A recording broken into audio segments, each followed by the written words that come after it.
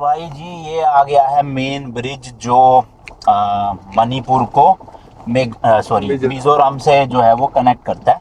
बीच में रिवर है और जो रिवर का नाम है ना अभी मैं बताता हूँ, उसी नाम से जो है वो ये ब्रिज का भी नाम है। देखना क्या नाम है रिवर का, टी से है, टी से कुछ। हाँ चलो भाई, एंट्री हो रही है अपनी फाइनली इस ट्रिप की 6ठी स्टेट में, मिजोरम में। ये नाम लो जी, हाँ नाम क्या है, तुवई रिवर, TUIVAI एल। माई की तो था नहीं। यहाँ पे अब शायद ILP चेक होगा। मिजोरम वाली साइड भी भाई अभी तो रोड फिलहाल ऐसी है खराब सी, पता नहीं कब तक रहेगी खराब। अब ये काम तो लगातार खैर चला रहे हैं ये लोग।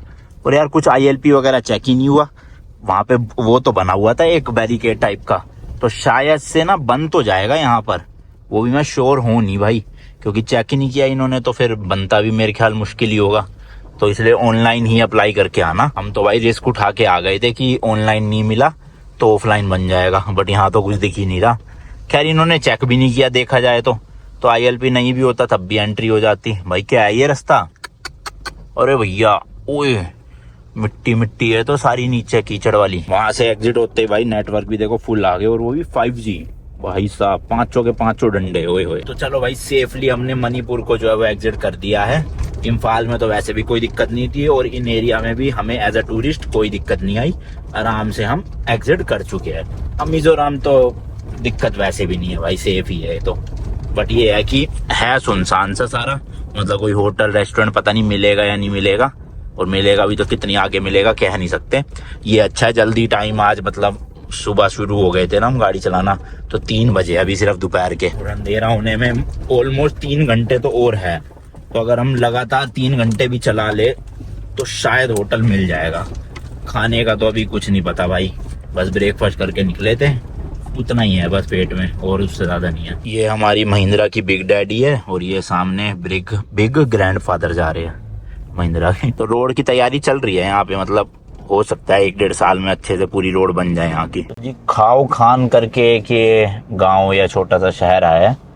अब यहाँ पे देखते हैं कुछ भाई खाने का मिल जाए ना तो थोड़ी बॉडी में एनर्जी जाएगी, उसके बाद फिर ट्रैवल करने का देखेंगे आगे। क्योंकि यहाँ होटल या गेस्ट रूम मुझे तो नहीं लग रहा मिलेगा, नॉर्मल घर बने हुए हैं यहाँ तो लोकल लोगों के ना बस। पर खाने का तो होगा कुछ ना कुछ कहीं ना कहीं। भाई उस वाले गांव में तो नहीं, बट थोड़ा सा आगे चलने पे ये मिल गया 4B's होटल, यहाँ खाना मिल जाएगा कुछ ना कुछ अपने को। लो जी दाल चावल मिल गए अपने को यहाँ पे, ये रे दाल इधर और ये रे चावल, साथ में प्याज भी है थोड़े से। ये देखो भाई इस तरह का ये रेस्टोरेंट या होटल था। और गाड़ी की हालत देखो भाई, ऐसा लग रहा है डेयरी मिल्क हो है ना, चॉकलेट सी आगे बिल्कुल ही। तो हेडलाइट तो साफ करनी पड़ेगी भाई अंधेरा होने से पहले, क्योंकि मेरे पास कपड़ा मिला नहीं। अब आगे जाके पता करते हैं अच्छे से कपड़े वपड़े से हो जाए, या कोई वॉशिंग की दुकान मिल जाए उसी से करवा लेंगे साफ। चलो जी खींचते अभी और थोड़ी देर गाड़ी, 2 घंटे है अंधेरा होने में फिलहाल। अभी भी अराउंड रास्ता 5 घंटे का ही है समझ लो, बताओ 150 किलोमीटर के लिए 5 घंटे। पहाड़ों की ड्राइव तो ना दिन में भाई 3-4 घंटे से ज्यादा अच्छी लगती नहीं है, सर चकराने लग जाता है। ऊपर से आज तो नींद भी पूरी नहीं हुई, सुबह जल्दी उठा था, एंड पहाड़ भी ऐसे टेढ़े मेढ़े यूं यूं यूं यूं, ऊपर से गड्ढे भी इतने, तो बड़ा ही सुस्ती सी आ रही है। लो भाई कपड़ा मिल गया अपने को, हेडलाइट और ये जो नीचे ऑक्सिलरी लाइट है इनको साफ कर लेते हैं, अंधेरा हो ही जाएगा अब थोड़ी देर में। मिट्टी भी अब तो जम गई है, कपड़ा रगड़ना पड़ेगा, और ये कपड़ा भी अब किसी काम का रहेगा नहीं इतनी मिट्टी के बाद। देखना ओए होए, हाय हाय हाय। चलो लाइट तो साफ हो रही है। लो भाई इतना ही हो पाया, नंबर प्लेट, पानी भी खत्म हो गया अपने पास देखो, और हेडलाइट फॉग लैंप वगैरह सब कुछ कर लिया साफ। कपड़े की हालत देखो, अब इसे किसी थैली में डाल के अंदर गाड़ी में रखना पड़ेगा, वरना तो कीचड़ कीचड़ सीट पे लग जाएगा वहाँ। ये देखना भाई साहब फुट स्टेप भी पूरा ओए होए कीचड़ ही कीचड़ अच्छी। एंड रोड्स तो भाई एकदम मक्खन आ गई है, थोड़ा थोड़ा पैच आता है बीच में टूटा हुआ, बट अगर आप मणिपुर के कंपैरिजन में देखोगे भाई यहाँ की मिजोरम की तो बहुत ही अच्छी रोड है, मतलब बहुत ज़्यादा। जो लैंडस्लाइड हो रखी है उन्हें छोड़ दो, बट वैसे बड़ी बढ़िया रोड बनी हुई है, 2 लेन। यार सही में है नहीं वैसे ये रास्ता रात में ड्राइव करने के लिए ना, आधा पौने घंटे में अंधेरा हो जाएगा, और अभी सफर बचा 3 घंटे का। तो अब तो बस यही है कि मिल जाए कोई भी गेस्ट रूम रास्ते में, अच्छा हो बुरा हो, क्योंकि ऐसी सड़कों पे रात में तो भाई फंस गई ना अगर गाड़ी, तो कहीं से दूर दूर से भी हेल्प नहीं मिलनी। तो उससे बेटर है जैसा तैसा मिले अपना रुक जाओ और सुबह निकलेंगे फिर। भाई ज़्यादा ही तारीफें कर दी थी मिजोरम के रोड्स की ना। अब तो कुछ किलोमीटर से ऐसी रोडें आ रही है देखना, 4x4 पे लगा रखा है, वो भी 4 लो, तब जाके हो रही है ये गाड़ी आगे, वरना तो धंस गई थी अभी पूरी गीली मिट्टी में। अरे भैया कितनी उठेगी गाड़ी, ओए होए, नीचे भी लगे जा रही है कहीं ना कहीं कहीं ना कहीं। अरे भैया निकल जा, निकल गई निकल गई निकल गई हो, शुक्र है। अभी तक की ना सबसे घटिया रोड हमको नेपाल की लगी थी, बट भाई इन रोडों ने तो नेपाल को भी फेल कर दिया। इतनी ज़्यादा गड्ढे गड्ढे, ऊपर से बारिशों का सीज़न तो पूरा कीचड़ कीचड़, दिमाग ख़राब हो गया सही में चला के यहाँ। पता नहीं स्कॉर्पियन झेल कैसे रही है ये रास्ते, वरना तो बैंड बज जानी थी किसी गाड़ी की अभी। इसलिए नहीं दिख रहा है यहाँ से कोई जाता आता ना, रास्ता तो है यही पर लोग आते ही नहीं है बाय रोड, लोग वही है या तो अपना फ्लाइट से। पब्लिक ट्रांसपोर्ट तो मेरे को दिखा ही नहीं कोई भी, जैसे बस वगैरह। हाँ वो शेयरिंग वाली जो जीप सी चलती है वो दिखी थी बीच में थोड़ी बहुत, वैसे प्राइवेट व्हीकल्स तो कोई ज़्यादा है ही नहीं। जैसे ना पूरी लिटरली नदी बनी पड़ी है भाई। अरे अरे अरे भैया ओए होए, क्या है भाई क्या है, क्यों नहीं बना रहे यहाँ की रोडें ये। मैं उम्मीद लगा रहा हूँ कि धीरे धीरे रास्ता ठीक होएगा, ये तो और ज़्यादा वर्स्ट ही हुए जा रहा है देखना। लिटरली दलदल में चला रहा हूँ मैं गाड़ी, ओले लग गई यार। कोई है भी नहीं आसपास, हेल्प भी किसके लिए समझ नहीं आ रहा। यहाँ तो फंस ना जाए बुरी तरह, मेरे को तो लग रहा है रात में। अरे भैया, क्योंकि अगर धस गया ना टायर फिर तो भाई 4x4 भी किसी काम का नहीं रहेगा, तो किसी भी तरह धसना नहीं चाहिए, भले ही धीरे धीरे करके क्रॉल होके निकल जाए बस। नेटवर्क भी नहीं है भाई, जीरो डंडे, ज़्यादा तारीफ फालतू की कर दी मैंने। पीएफ क्या है, मेरे को तो लग रहा है अंडर बॉडी इसकी पूरी डेंट हो गई होगी भाई। या तो कोई गांव आ जाए या साफ रास्ते आ जाए। ये लो फिर देखो वो हुई यार। अरे भैया वो ले धस गई शायद।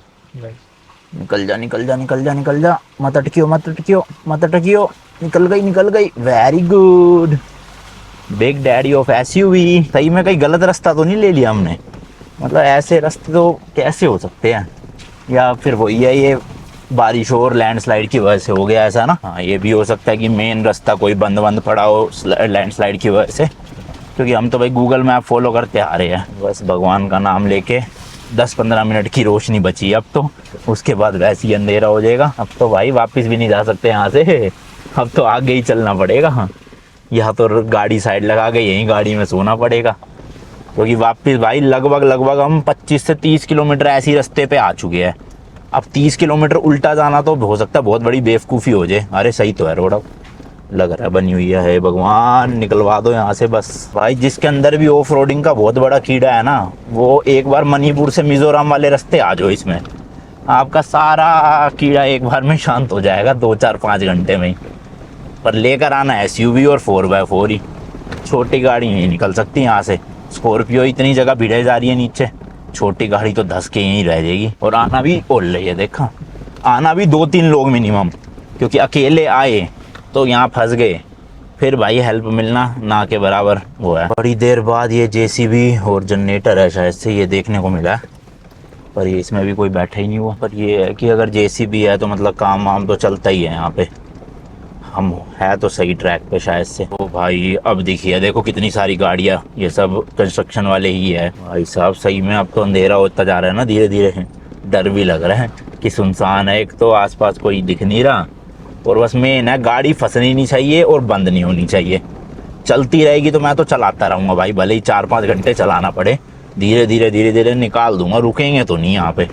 डीजल भी अभी समझ लो आधे से थोड़ा सा कम टैंक है, तो 100 किलोमीटर तो करवा ही देगा ये टैंक में आराम से। अच्छा बिजली के खंभे वंबे पूरे लगे हुए भाई यहाँ पे, देखो लाइटें वाइटें भी लगी पड़ी है।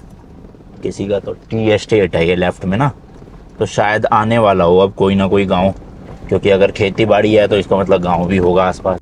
बताओ भाई बीच जंगल के आसपास ना तो बंदा दिख रहा है ना कोई गाड़ी दिख रही है, और बीच सड़क पे रोक के हेडलाइटें साफ कर रहे हैं।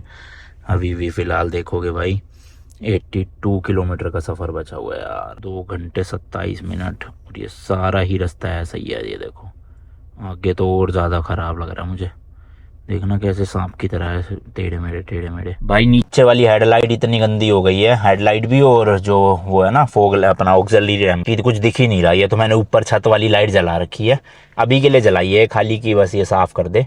वैसे नहीं जलाता मैं ये, क्योंकि ये बंद करने पे तो भाई बिल्कुल ही नहीं दिख रहा था। तो अभी सोहन साफ कर रहा है, उसके बाद होपफुली लाइट आ जाए सही। वो जल करो ऑक्सिलरी। डीजल में अपने रेंज है भाई 130 की, तो ठीक है। वैसे चढ़ाई वाला इलाका नहीं है, तो 130 दिखा रही है ना, तो 120 तो दे ही देगी आराम से, जबकि अभी सफ़र 82 ही है। ठीक है, पहुंच जाएंगे, डीजल की टेंशन नहीं। लो भाई, एक गांव आ तो गया है छोटा सा। अब यहाँ गाड़ी लगाता हूँ साइड में, देखता हूँ कुछ ऑनलाइन दिखा रहा है कि नहीं दिखा रहा है यहाँ पे होटल वोटल, वरना तो चलते रहना पड़ेगा। तो भाई नियरेस्ट होटल दिखा रहा है ये अल्फा होटल, ठीक ठाक सा होटल है। 33 किलोमीटर, अभी भी 1 घंटे की वो ड्राइव। चलो, अब कोई ऑप्शन तो है नहीं। अराउंड 7:30 बजे पहुंच जाएंगे। इस गांव में तो कुछ भी नहीं है, 5-10 घर है गिनती के। बट ये अब संतुष्टि हो गई कि हाँ रोड आगे से ना बंद होगी नहीं, क्योंकि अभी एक गाड़ी भी निकल के गई है। इसका मतलब रोड तो खुली है सामने और लोग रह रहे हैं। इसका मतलब मैंने वैसे भी मैप में चेक कर लिया कि सही सड़क है यही। लो भाई, अब लग रहा है किसी तरह का हाईवे है ये। मतलब अभी तक ये NH6 चल रहा था जंगल के बीच में से एक पतली सी गली में। अब जाके थोड़ा चौड़ा हुआ है। हमें लेना है यहाँ से भाई लेफ्ट। लो भाई, अब आई है थोड़ी 2 लेन। हाँ, दिमाग की बैंड बज गई भाई, सर दर्द हो रहा है बहुत बुरी तरह। जहाँ खाना खाने रुके थे वहाँ दाल चावल भी इतने अच्छे नहीं थे, मैं तो जरा से खाए उठ गया मैं। फिर सुबह का बस ब्रेकफास्ट किया हुआ है 7 बजे का, समझ लो 7:30 का। और अब मुझे उम्मीद भी नहीं है कि आगे जिस होटल में जा रहे हैं वहाँ खाना भी मिल जाएगा। वो मिलेगा तो पता नहीं अच्छा होगा कि नहीं।